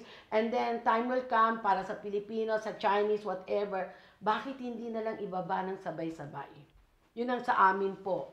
Kaya anong masasabi nyo po, hindi po ang Kuni ang magbabayad, hindi ang gobyerno, pero yung mga nagbabayad po ng Kenminse, ang kukunin po doon ang pambayad. Kaya ang nakakaano po noon, hanggang ilang pamilya ang pwedeng sagutin ng gobyerno. Halimbawa, sabihin natin, Vietnamese ang na-approve nila, nakababa na yan. Approve na kasi sa kanila na ang pamilya na nasa Vietnam, sasagutin nila kung nagkasakit. Halimbawa nga, sabi ko nga, 10 ang anak, 10 ang kapatid niya sa Vietnam. Yung 10 yun, pag nagkasakit lahat yun, sasagutin ng Kenminse ng Japan, ng Yamanashi pala, hindi po ng Japan, ng buong Japan, ng Yamanashi. Kaya yan ang medyo pinag-uusapan po ngayon. And I was thinking, sabi ko yung mga kababayan ko nandito sa Yamanashi, kung hindi po kaya pwede tayo magkaisa, gagawa po kami ng kasulatan para ipasa natin sa gobyerno naman ng Japan. Diba? I mean dito sa Yamanashi-ken. Kasi Yamanashi-ken lang po ang involved sa istoryang ito. Narinig nyo po siguro yan sa mga bali-balita ngayon na maraming nagtataka sa naging desisyon ng gobyerno ng Yamanashi, ng mataas. Ang hirap, di ba? Yes, na lahat ng mga pamilya sa Vietnam sasagutin nila pag nagkasakit. Kaya yun po, yan ang aking dalawang gustong pag-usapan tungkol sa divorce at tungkol po sa istorya ngayon na ginawa ng Yamanashi-ken dahil daw para maraming pumasok dito na mga trabahador, ganun. Paano naman yung hindi, ito ba ay para sa mga training visa, sa SSW lang, sa mga working visa? Paano kaming mga Pilipina nandito, na residente sa Japan, dito sa Yamanashi-ken? May pamilya rin kami sa Pilipinas. Paano mangyayari? Kaparis ngayon, andito ang aking sister. Whatever happened, hindi nila sasagutin, ganun. Kasi before, pag napunta ang pamilya mo rito, nagkasakit, sagot na ang gobyerno ng Japan, sagot ng mga ng Kokumin-Kenko-Hoke natin, o Koyo-Hoke, whatever. So, yun po, yun ang akin. So, kung sino man po ang willing to share with me na magsalita tayo tungkol sa nangyayari ngayon, dahil pag ano po, yung mga pamilya natin, paano naman pag pumunta rito, nagkasakit bigla, di ba? Ang mahal ng insurance dito. Anyway, yan po ang ating na-chichika ngayon ni Miss Hussein. So, Miss Hussein, sa narinig mong yun, ikaw, anong masasabi mo tungkol sa ganong ano? Yes po, tama naman po kayo. Medyo unfair nga po yun. Ano po yun? Merong discrimination kung anong gene ka, kung anong lahi ka. Parang hindi nga po fair yun. So, dapat po talaga magkaroon talaga ng pag-uusap ng masinsinang paliwanagan ng gobyerno ng Yamanashi sa mga lahat ng nagsisipagtrabaho dito sa Yamanashi po. Hindi lang po sa Yamanashi, sa buong Japan po. Para po mas fair lahat. Kung ibababa rin. Yes. Kung ibababa rin yung ganyan rule sa ibang ship. Sa ibang lugar din. Yes. Kasi tao sa tao ang pinag-uusapan, di ba? Lahat may pamilya. Yes.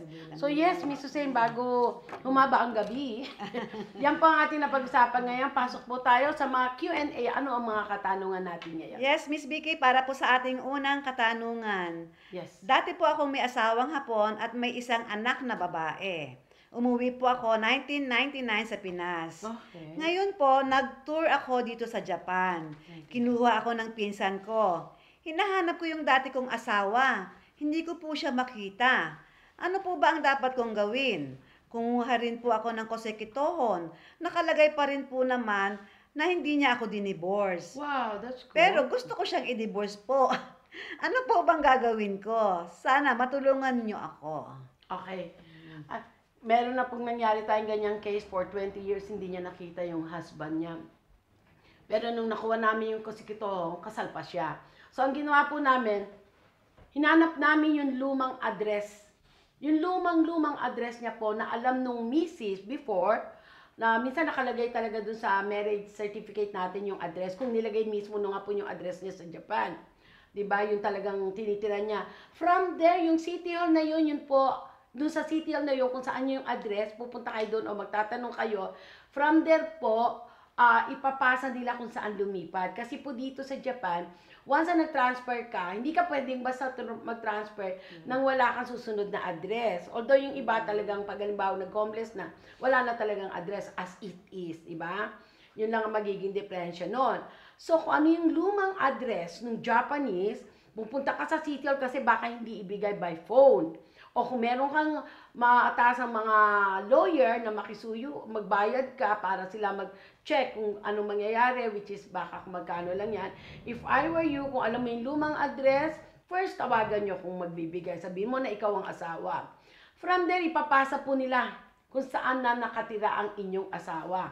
Kasi kung doon sa kosekitong na bagong nakuha nyo, hindi pa siya, alam mo yung sorry ha, kung hindi pa siya patay at kasal pa kayo, you have the right na hanapin mo siya. Yes, from the lumang address. Doon po mag-ano yan, magko-continue. Excuse po. Kaya lang po ang question po niya is gusto niya pong i-divorce. Hindi niya madi-divorce yung kung hindi niya makikita. Okay po. Yes. Kailangan makita pala. Yes, hindi po kayo pwedeng mag-divorce sa kanya hanggat hindi niya siya nakita. Hindi mo pwedeng pekein ang document na ikaw maghahangko. Hindi po pwede po yan. Lalo kang magkakaroon ng problema. Diba? Kaya ang pinakamaganda niyan, hanapin mo talaga from the old address, step by step, hanggang sa makita mo.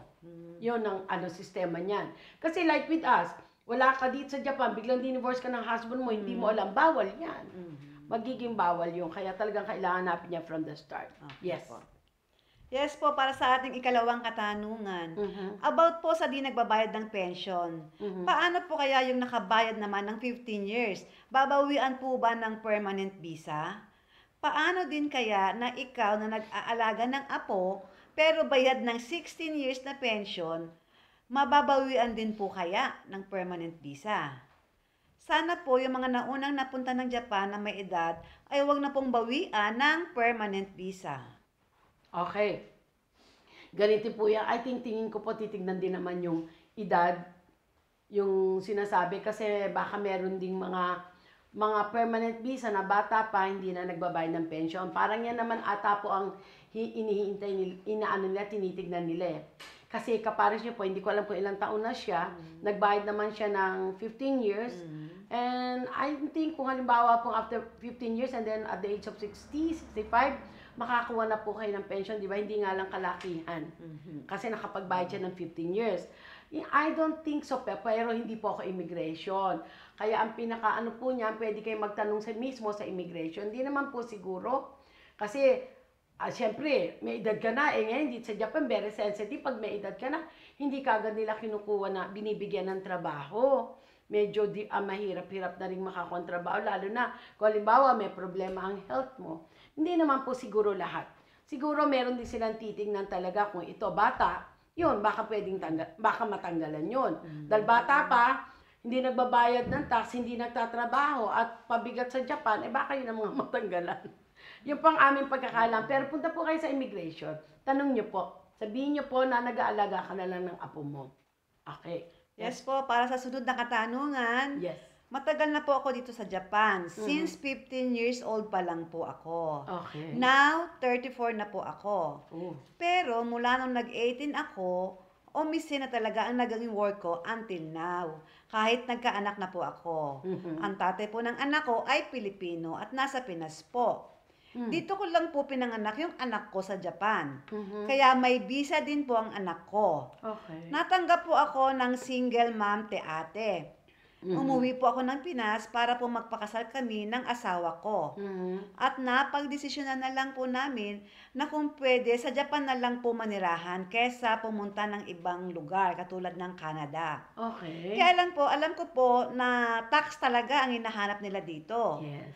Matagal ko na rin pong gusto talaga mag-work sa umaga, kaya lang po may estudyante pa po ako na elementary. Okay. At meron din po akong anxiety and depression na nagiging dahilan ng lagi pong pagkalungkot ko.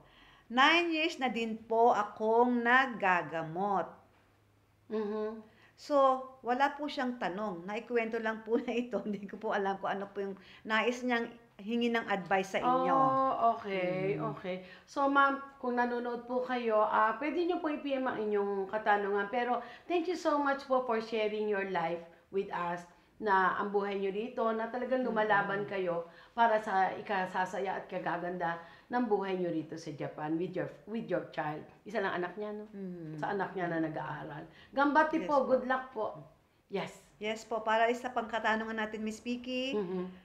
Nasa akin po ngayong yung pamangkin ko na 18 years old sa July. Okay. Gusto ko po sana siyang matulungan na makabalik ulit ng Japan.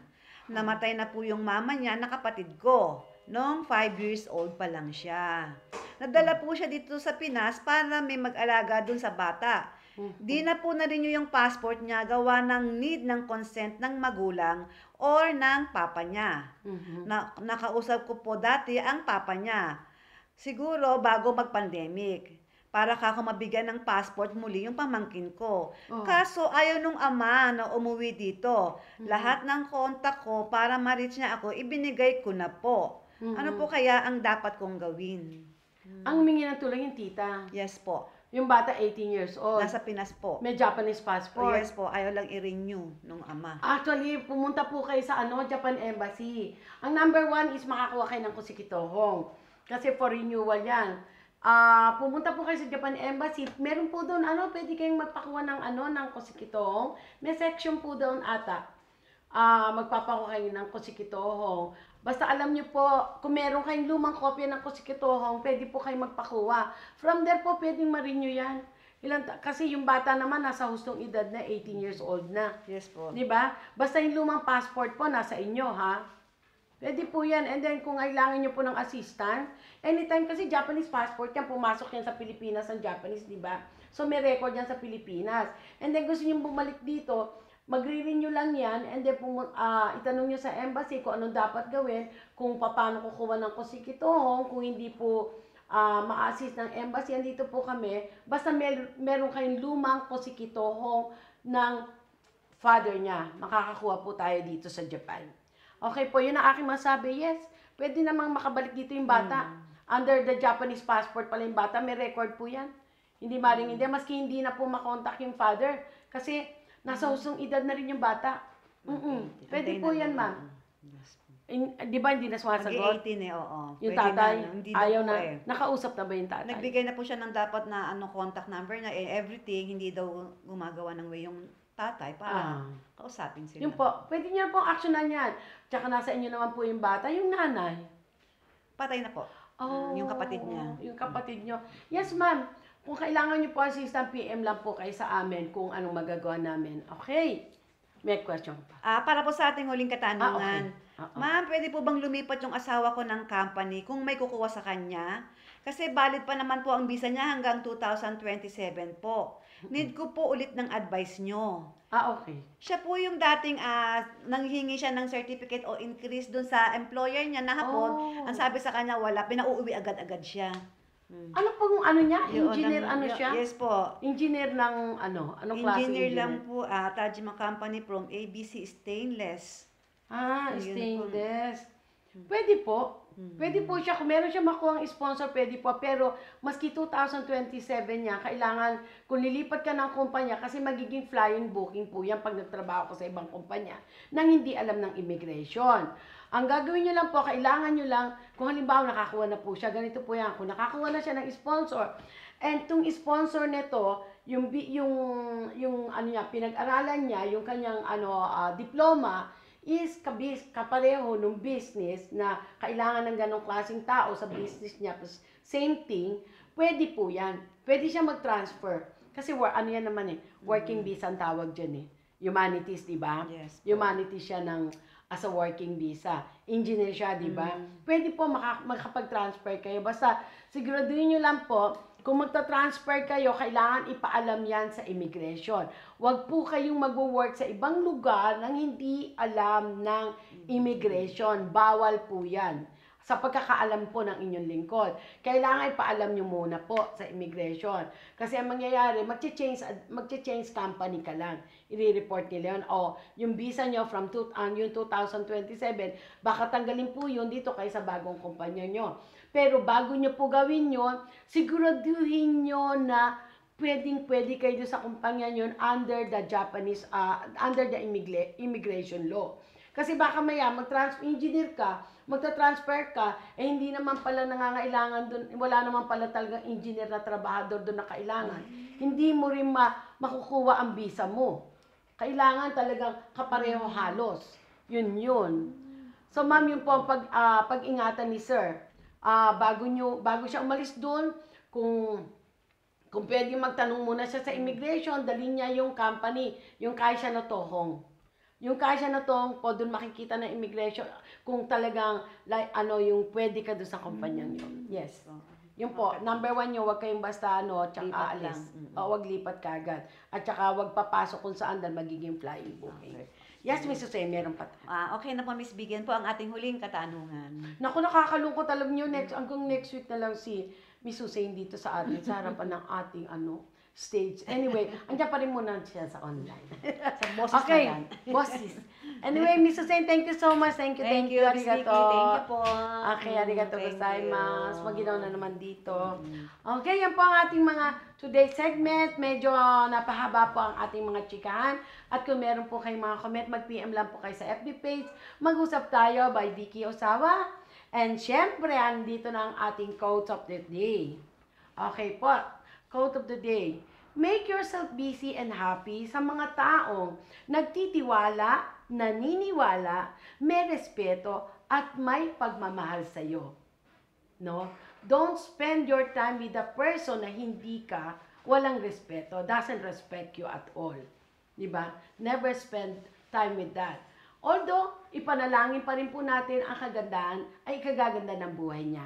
It doesn't mean na kung ayaw mong mag-spend ng time with him or her, you don't like him anymore, you don't like her anymore, but still, you just want to be, hindi magkaroon ng trouble pa, hindi magkaroon ng salitaan na magkakasakitan pa. Yan ang importante po. Para sa akin, so far, I'm trying to wake up myself na if the person doesn't need you, never mind. You don't need to be bothered about it. Just always remember, pray for him, pray for her, and that's very important, and be positive. Okay, ulitin ko po ang aking quote of the day. Make yourself busy and happy sa mga taong nagtitiwala, naniniwala, may respeto at may pagmamahal sa iyo.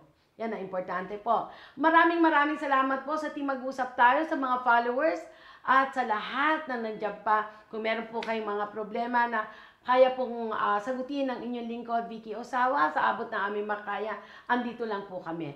Yoroshi ko po sa ating Langis ng Buhay at siyempre sa ating Netflix. I-PPM po namin, i-post po namin kung ano ang masasabi nila sa Langis ng Buhay at sa Netflix. Onegaishimasu po minasan, gambarimasyo. Thank you po. And for my last word, may we all live with love, peace, and harmony. Thank you po. Bye!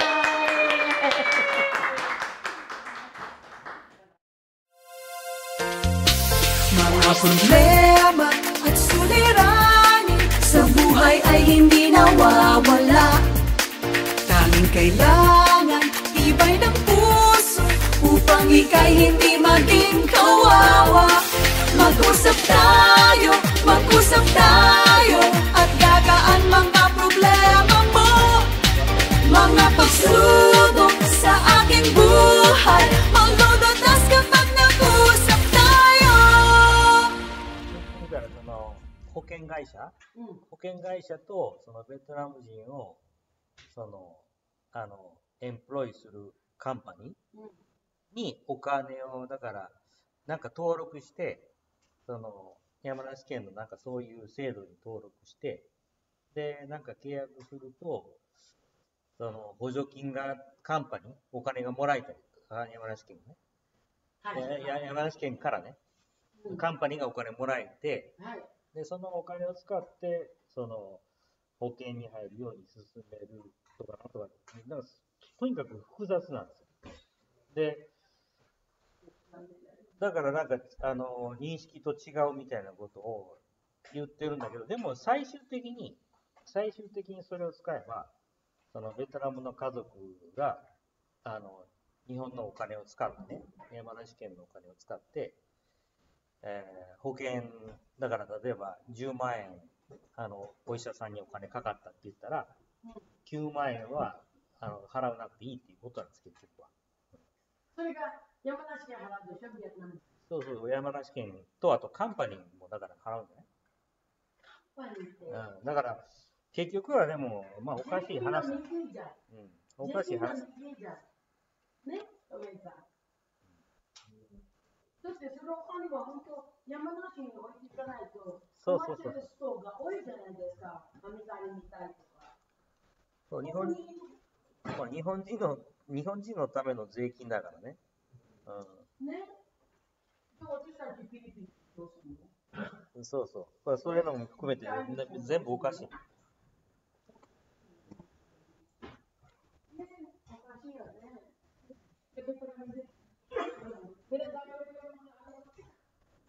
おかしい。本当だと多いかな。